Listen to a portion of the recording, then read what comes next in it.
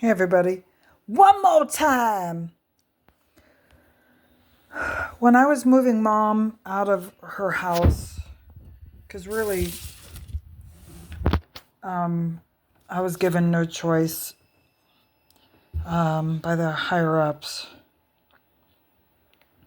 And I found a pile of paperwork of like old bills and stuff. And I went through every piece and I kind of had a bonfire outside in an old garbage can. And I found this. And it's really old because this is yellow paper.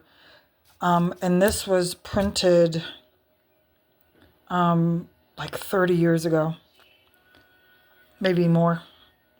Because our mom had a business called Birthday Photographics, and she used to go into delivery rooms and take pictures of babies being born. She was so proud of that, And this is when, maybe more than 30 years, this is when she was going through choosing to not get rid of, but make him leave because he just was refusing to act right and do right. Buddhism is unlike other religions in that it is primarily a rigorous therapy and cure for dukkha. I'm going to find the correct pronunciation. Maybe I did it correctly. The Sanskrit term denotingly pain, denoting, not denotingly, it looks like denotingly, denoting pain, frustration, and sorrow. The Buddha, which means the enlightened one, was an individual who had managed to liberate himself from ordinary human suffering and then, out of compassion, had shared his insights with others. I mean, you know, um, I'm going to say this. The Dalai Lama,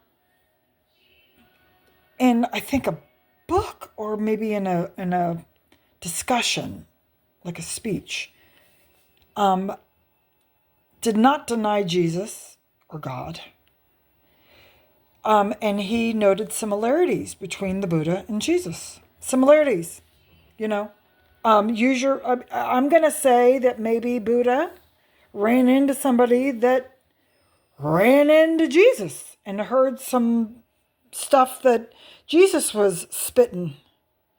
And, that person got on a boat and went to Asia and kind of spread the word. Who knows? Nobody knows who heard what from whom. Once again, Buddhism is unlike other religions, and that it is primarily a rigorous therapy and cure for dukkha. I'm going to find the correct pronunciation. The Sanskrit term denoting pain, frustration, and sorrow. The Buddha, which means the enlightened one, was an individual who had managed to liberate himself from ordinary human suffering and then, out of compassion, had shared his insights with others. Okay, and this talks about attachment to desire, pride, jealousy, hatred, sexual desires, monetary desires, material desires, etc., etc., etc. Okay. He claimed that the experience which Siddhartha, who became the Buddha, transformed into the Buddha, was a prince and he had everything imaginable, A to Z. I don't need to go through what happens with somebody who has everything and the feelings of, I want, I need, I get, now. He realized one day that he was miserable. So he stripped himself from everything: gold, jewels, women, admirers, worshippers, maids, his parents, his family, and left and walked and walked and walked and walked until finally he was so exhausted he sat under a tree, closed his eyes, and meditated, fell asleep, whatever he had to do, And my mother told me this, while the Buddha was under the tree, just spent, exhausted from everything in his life. A dead snake was just crawling around him, scraping his skin with its exposed bones, oozing pus and dead flesh juices and blah, blah, blah, blah. And finally, one day, the Buddha removed the snake from his neck, stayed a little longer, meditated, and found enlightenment.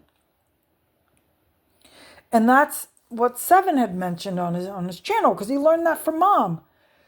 Thoughts, old relationships that just ended. Jealousy because music career didn't take off. Jealousy because your little brother had to take over your band because of your drinking. Jealousy of your sister because your sister, who is pretty fucked up, has taken steps forward. Just hatred for himself. Blah, blah, blah, blah, blah, blah. Those are dead snakes. I had to take my dead snakes from around my neck. And it's symbolic. And I finally did. As imperfect as I am, I feel pretty powerful against the darkness within me. So, after the Buddha found enlightenment, took the dead snakes, meditated for a while, he claimed that experience holds the key to wisdom. He assumed that the quality of all human experience depends on the mind, and so had been concerned with analyzing and transforming the individual mind.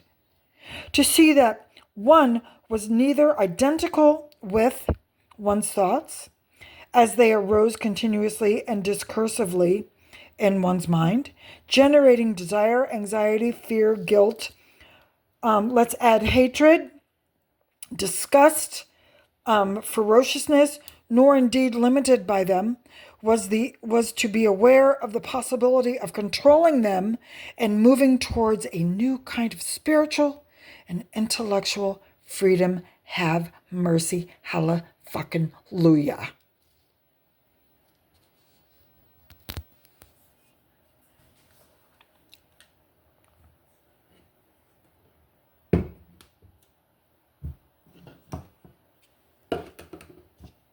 Oh, look.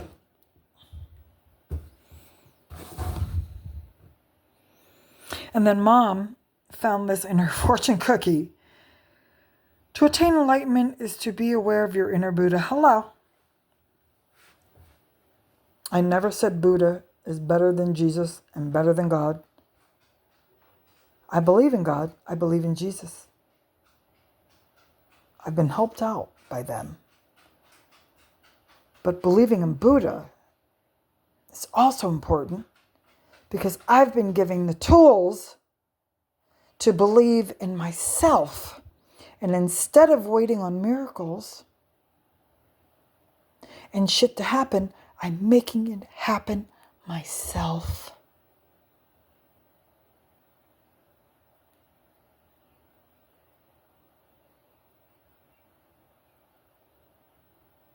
I'm making it happen myself.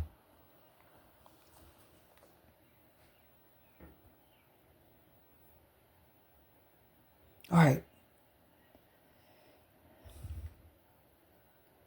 Take it easy, y'all. Friend and foe. See, I don't think I'm better than anybody else.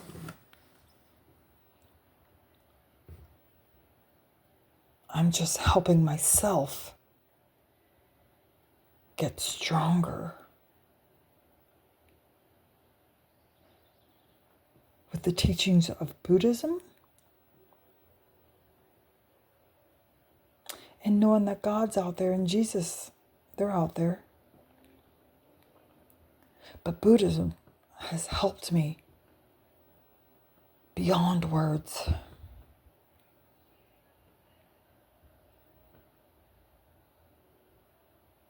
Buddhism is not knocking down all the other religions, all of the other religions, all of the other beliefs, all of the other faiths.